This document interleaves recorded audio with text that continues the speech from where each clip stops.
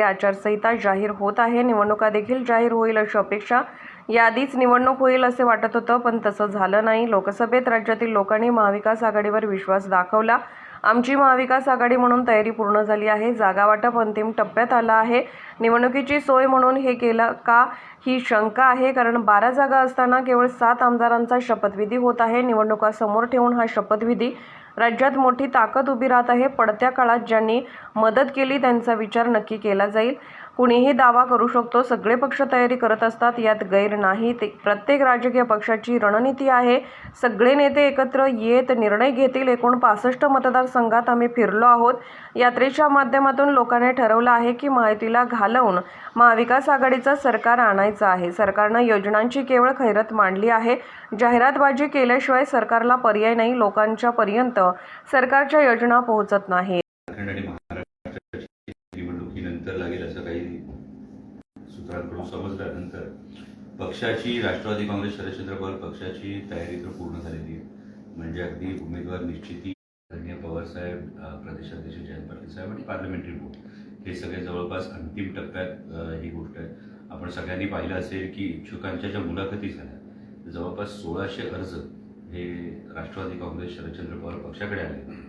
म्हणजे 2 जुलैला जी परिस्थिती होती की आता काय 40 आमदार गेल्यावर काय, तर मला वाटतं महाराष्ट्रातल्या जनतेनं लोकसभा निवडणुकीमध्ये जो विश्वास आदरणीय शरदचंद्रजी पवार साहेबांवर, माननीय उद्धवसाहेब ठाकरेंवर आणि एकूणच महाविकास आघाडीवर जो दाखवला त्याचा हा परिपाक आहे की आदरणीय पवारसाहेबांच्या नेतृत्वाखाली लढण्यासाठी तब्बल 1600 जण हे इच्छुक आहेत आणि याची छाननी होऊन निवडणुकीची सोय म्हणून या गोष्टी केल्यात का ही शंका आहे. 12 आमदारांपैकी 7च आमदारांचा एक शपथविधी होतो आणि 7 आमदार नामनिर्देशित करत असताना यामध्ये निवडणुकीच्या दृष्टीनं काही निर्णय घेतले गेलेले आहेत. हे या आमदारांचे जर एकूण आपण नावं बघितली तर ही गोष्ट स्पष्ट होते. काल पश्चिम महाराष्ट्रातनं संजीव राजे आणि दीपक चव्हाण तुमच्याकडे आलेले आहेत. एक मोठी ताकद परत पश्चिम महाराष्ट्रात उभी राहते असं वाटतंय या निमित्तानं? केवळ पश्चिम महाराष्ट्रात नाही, संपूर्ण महाराष्ट्रातच ही मोठी ताकद उभी राहते आणि ही उभी राहत असताना पक्षाची जी भूमिका आहे ही पक्षाची भूमिका ज्यांनी अडचणीच्या काळामध्ये पक्षाला मदत केली, ज्या ठिकाणी युनिट कमी दिसतंय या ठिकाणी फक्त इन्कमिंग हे आपल्याला होताना दिसतंय आणि नक्कीच संजीवराजे निंबाळकर आणि दीपक चव्हाण यांच्या येण्यामुळे ताकद ही फलटण विधानसभा मतदारसंघामध्ये नक्कीच वाढेल. मुळात फलटणकरांनी फलटण विधानसभेने सुद्धा लोकसभा निवडणुकीत खासदार धैर्यशील मोहिते पाटील यांना फार चांगला पाठिंबा दिला. जेमतेम माझ्या माहितीप्रमाणे 800,000 मतांचं इकडे तिकडे गणित झालं असेल, पण हा पाठिंबा फार मोठा होता आणि नक्कीच फलटणकरांच्या मनात काय आहे हे लोकसभा निवडणुकीलाच दिसलं होतं आणि त्यानुसार त्यांनी हा जो निर्णय घेतला त्याबद्दल त्यांचं पक्षाच्या वतीने स्वागतच करतो. आज विलास लांडे देखील भेटून गेलेले आहेत भोसरीचे. शिरूर लोकसभा मतदारसंघात येतं ते भोसरी असेल किंवा इतर असतील. काय पिंपरी चिंचवडमध्ये अमोल कोल्हेंचं खास लक्ष आहे? काय पिंपरी चिंचवडमध्ये रणनीती आखली आहे? तुमच्या जवळच्या मित्रांचं देखील नाव समोर येते.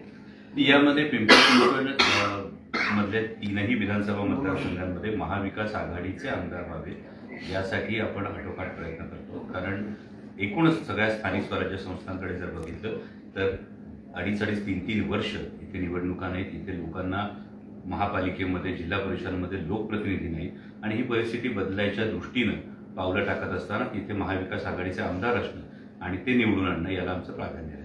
विशेष म्हणजे विलास लांडेंनी सांगितलंय की शिरूरसाठी त्यांनी तुमचं काम केलं होतं, म्हणजे दादांकडे असतानाही त्यांनी तुमचं काम केलं होतं, हे ते आज सांगतायत.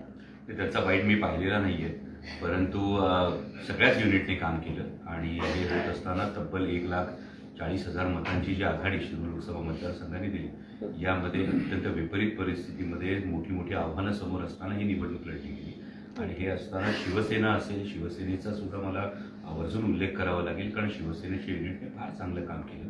कारण 2019ला ज्या भोसरी विधानसभा मतदारसंघामध्ये तब्बल 37,000ची पिछाडी होती, तिथे ती पिछाडी मोडून काढत जेमतेम 8-8.5 हजारापर्यंत आणण्यामध्ये भोसरीतल्या शिवसेनेच्या युनिटचं खरंच चांगलं योगदान हे मान्य करावंच लागेल. याच पद्धतीनं खेड आळंदीमध्ये असेल, जुन्नरमध्ये असेल, आंबेगावमध्ये असेल, हडपसरमध्ये असेल, या सगळ्याच ठिकाणी लोकसभा निवडणूक ज्या पद्धतीने महाविकास आघाडी म्हणून एकत्रित, इंडिया आघाडी म्हणून एकत्रित लढली, याच पद्धतीने विधानसभा निवडणूक सुद्धा लढवली जाईल अशी अपेक्षा आहे. पुण्यापुरती फक्त विचारते की हडपसर आणि वडगाव शेरी हे दोन्ही मतदारसंघ राष्ट्रवादीकडे आत्ता सध्या अजित पवार गटाचे आहे, पण जेव्हा निवडणूक लढली अर्थात एकच राष्ट्रवादी तेव्हा होती, आणि आता मात्र काँग्रेस पण आणि शिवसेना जे महाविकास आघाडीचे घटक पक्ष आहेत ते दावा करतात. ते मला वाटतं कोणीही दावा करण्यामध्ये यामध्ये काहीच गैर नाहीये. प्रत्येक पक्षाला आपलं युनिट तिथे सजग ठेवण्यासाठी, आपलं युनिट तिथे ते ताजतवानं ठेवण्यासाठी ती जागा लढणं हे प्रत्येक राजकीय पक्षाचं ही एक ज्याला आपण रणनीती म्हणू शकतो तशातला तो भाग आहे. आणि त्यामुळे दावा केला म्हणजे लगेच काहीतरी बदललं असं होत नाही. सगळे वरिष्ठ पातळीवरचे नेते सामंजस्यानं हा निर्णय घेणार, कारण महाराष्ट्रातल्या जनतेचा हा कौल दिसतोय. महाराष्ट्रातल्या आज जवळपास 65 मतदारसंघांमधून शिवस्वराज्य यात्रा जाऊन आली आहे. 65 मतदारसंघांमधला जर अंदाज घेतला, तर महाराष्ट्रातल्या जनतेनं ठरवलंय की महायुती सरकारला आता हद्दपार करायचं आणि महाविकास आघाडीचं सरकार आणायचंय. आणि त्या दृष्टीनं वरिष्ठ पातळीवरचे नेते सामंजस्याने नक्की हे सगळे तेढे सोडवतील. महायुतीच्या उमेदवारांना माढ्यामध्ये उमेदवार भेटत नाही सध्या. महायुती जी आहे त्याच्या त्यामुळे जनता त्रस्त आहे. आणि हे सगळं असताना जी केवळ योजनांची खैरात होते ती कितपत पुढे चालेल, कारण तिजोरीवर एवढा ताण तिजोरी कितपत सहन करणार ते सर्वसामान्य जनतेला कळतं. जनता सुज्ञ आहे. आणि त्यामुळे हे आत्ताचे लोकप्रतिनिधी असतील, संभाव्य महायुतीचे उमेदवार असतील, हे गावागावात गेल्यानंतर त्यांनाही कानोसा येतात. प्रत्येकजण माणसांमध्ये असतो, लोकांमध्ये असतो, आणि लोकांमधला जो एक आवाज आहे, जो रोष आहे महायुतीविषयीचा, त्यांना कळतोय. आणि त्यामुळे त्यांना उमेदवार मिळवताना सुद्धा अडचण होते, स्वाभाविक. दादा गटातल्या स्पेशली दादा गटातल्या अनेक दिग्गजांना खेचून आणण्यात तुम्हाला यश मिळतंय चांगलं? असं काही नाही. आदरणीय शरदचंद्रजी पवार साहेबांची ही जादू आहे. यामध्ये कोणीही खेचून आणू शकतं अशातला भाग नाही. प्रत्येकाला आपापल्या मतदारसंघाची व्यवस्थित जाण असते. आणि जसं मी वारंवार आपल्याला म्हणतो की 65 विधानसभा मतदारसंघातून जाऊन आलोय, या मतदानाची वाट बघतायत. महायुती सरकारनं निवडणुकीच्या महाराष्ट्रातली जनता सुज्ञ आहे. त्यांना कळतंय की केवळ निवडणुका डोळ्यापुढे ठेवून ही योजनांची बरसात करायचा प्रयत्न करण्यात आलेला आहे. आणि हे करत असताना महाराष्ट्राच्या तिजोरीचा, अर्थव्यवस्थेचा हा कुठेही विचार झालेला नाही, कुठेही साकल्याने विचार झालेला नाहीये. आणि त्यामुळे अनेक उमेदवारांची ही मानसिकता आहे, अनेक विद्यमान आमदारांची ही मानसिकता आहे की एकतर तुतारी हातात घ्यावी, मशाल हातात घ्यावी किंवा पंजा हातात घ्यावा. त्यामुळे महाविकास आघाडीचं सरकार येणार हा निर्णय सर्वसामान्य जनतेने घेतलेला जाणार. मोठ्या प्रमाणात सर जाहिरात करण्यात आलेली आहे महायुतीकडून सध्या. आणि महाविकास आघाडीचे ज्या राज्यामध्ये सरकार आहे त्या ठिकाणांवरती टीका सुद्धा करण्यात आली. योजना ज्या महाविकास आघाडीने दिल्या, प्रामुख्याने कर्नाटक आणि इतर राज्यामध्ये जे महाविकास आघाडीचं सरकार त्यांच्या योजनेबद्दल टीका केली त्या जाहिरात. मी आपल्याला एक सर्वसाधारण शहाणी जी आहे ती हीच आहे की जे प्रॉडक्ट विकलं जात नाही त्याची जाहिरात जास्त करावी लागते. आणि त्याच पद्धतीनं महायुतीच्या कारभारात एकतर तुतारी हातात घ्यावी, मशाल हातात घ्यावी किंवा पंजा हातात घ्यावा. त्यामुळे महाविकास आघाडीचं सरकार येणार हा निर्णय सर्वसामान्य जनतेने घेतलेला जाणार. मोठ्या प्रमाणात सर जाहिरात करण्यात आलेली आहे महायुतीकडून सध्या. आणि महाविकास आघाडीचे ज्या राज्यामध्ये सरकार आहे त्या ठिकाणांवरती टीका सुद्धा करण्यात आली. योजना ज्या महाविकास आघाडीने दिल्या, प्रामुख्याने कर्नाटक आणि इतर राज्यामध्ये जे महाविकास आघाडीचं सरकार त्यांच्या योजनेबद्दल टीका केली त्या जाहिरात. मी आपल्याला एक सर्वसाधारण शहाणी जी आहे ती हीच आहे की जे प्रॉडक्ट विकलं जात नाही त्याची जाहिरात जास्त करावी लागते. आणि त्याच पद्धतीनं महायुतीच्या कारभारावर जनता नाराज आहे. आणि त्यामुळे ढोल पिटून या योजना सांगाव्या लागतात. नाहीतर 270 कोटी केवळ योजनांच्या जाहिरातीसाठी खर्च केला नसता, 300 कोटी रुपये योजना दूत म्हणून त्यासाठी खर्च केला नसता, केवळ योजना SMS द्वारे पोहोचवण्यासाठी आणखी 23 कोटी खर्च केला नसता. हा पैसा कोणी खिशातून देत नाही. हा महाराष्ट्राच्या जनतेचा कर रूपी जो पैसा जातो, या पैशातून ही उधळपट्टी होते केवळ सरकारच्या योजना पोहोचवण्यासाठी. आणि जर सरकारला योजना पोहोचवण्यासाठी एवढ्या मोठ्या प्रमाणावर जाहिरातबाजी करावी लागत असेल, याचाच अर्थ सर्वसामान्य माणसांपर्यंत या योजना पोहोचलेल्या नाहीत. म्हणजे अगदी परवा सुद्धा आनंदाचा शिधाचं पॅकेट मी पाहिलं. या पॅकेटमधला रवा असेल, बेसन असेल, हे सगळं गुजरातच्या कंपनीकडूनच घ्यावं लागतं. मग नेमका महाराष्ट्रातला हा कररूपी पैसा गोळा करून निवडणुकीच्या तोंडावर तुष्टीकरणासाठी पुन्हा तुम्ही तिजोरी गुजरातची भरताय. म्हणजे महाराष्ट्राची तिजोरी खाली करून तुम्ही अशा प्रकारे गुजरातची तिजोरी भरताय. परवा म्हणजे काल जो निर्णय घेण्यात आला, 5 टोल नाक्यांवरची टोल माफी करण्यात आली. ही टोल माफी करण्याविषयी नक्कीच आनंद आहे, पण ही कुठल्या परिस्थितीत करण्यात आली हे सुद्धा फार महत्वाचं आहे. ही टोल माफी करत असताना सदर कंपनीचं कंत्राट किती दिवसांनी संपणार होतं हे सुद्धा सांगणं गरजेचं आहे. मग या कंपनीने मार्चमध्ये दिवाळखोरी जाहीर केली होती का हे सुद्धा सांगणं गरजेचं होतं. आणि ज्या कंपनीने दिवाळखोरी जाहीर केलेली आहे अशा कंपनीला टोल माफी केल्याच्या मोबदल्यात 800 कोटी पुन्हा द्यायचं. जे कॉन्ट्रॅक्ट संपणार होतं काही दिवसात त्यासाठी 800 कोटी पुन्हा सर्वसामान्य करदात्यांच्या खिशातले काढून द्यायचे. सर्वसामान्य माणसाला महागाईपासून मुक्ती नाही. आणि अशी परिस्थिती असताना जर ही उधळपट्टी होत असेल तर मग जनता हे सगळं जाणून आहे. त्यामुळे जाहिरातबाजी करण्याशिवाय सरकारला गत्यंतर नाही. पण सर्वसामान्य जनतेला माहिती आहे जाहिरात बघून एक वेळ टूथपेस्ट विकत घेता येते, साबण विकत घेता येते, सरकार नाही करत. मराठा आणि मुस्लिम समाजाने एकत्र यावं असं जरांगे पाटील यांनी आवाहन केलं.